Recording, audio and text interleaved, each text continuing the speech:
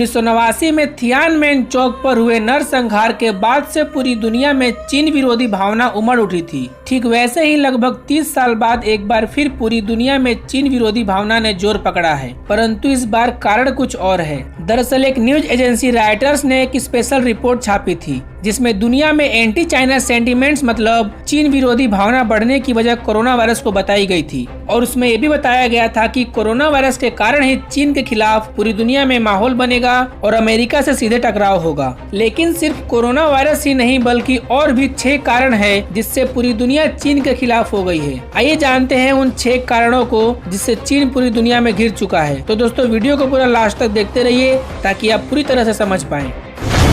Xinjiang में महिलाओं की जबरन नसबंदी।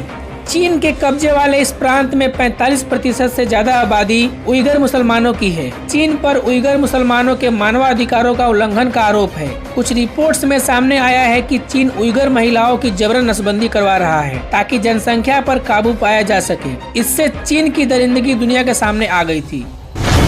अमेरिका में जासूसी की कोशिश। चीनी जासूस दुनिया भर से टेक्नोलॉजी और वहां के सुरक्षा प्रणाली की खुफिया जानकारी चोरी करने में माहिर है, जो एक बड़ा कारण है चीन के घिरने का।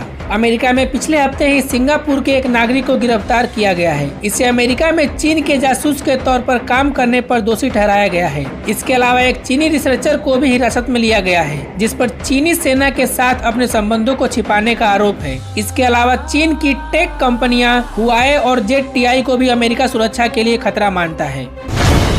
भारत के साथ सीमा विवाद और उसकी विस्तारवादी नीति।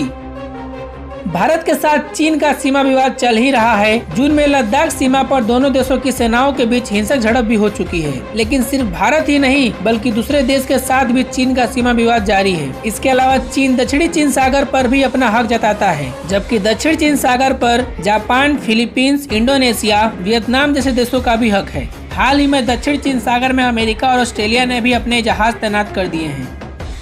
हांगकांग में राष्ट्रीय सुरक्षा कानून जबरदस्ती लागू करना। चीन ने यहां अपने फायदे और हांगकांग पर अपना अधिकार जमा पाए, इसलिए राष्ट्रीय सुरक्षा कानून लागू किया है जिसमें हांगकांग में देशद्रोह, आतंकवाद, विदेशी दखल और विरोध प्रदर्शन जैसी गतिविधियां रोकने का प्रावधान है। तो वही कानून तोड़ने पर 3 साल की सजा से लेकर उम्र कैद तक की सजा का प्रावधान भी है। कानून 1 जुलाई से लागू है और वहाँ चीनी सुरक्षा एजेंसियाँ काम कर सकेगी, जबकि अभी तक ऐसा कोई कानून नहीं था।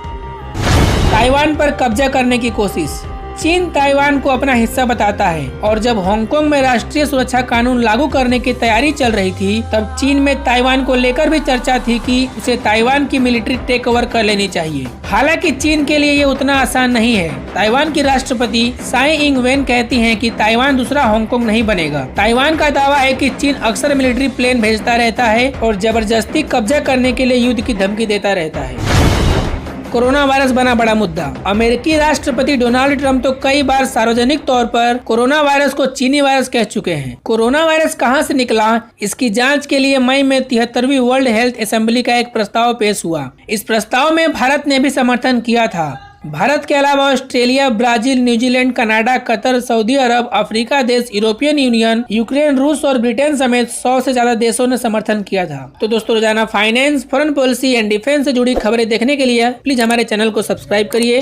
जय हिंद।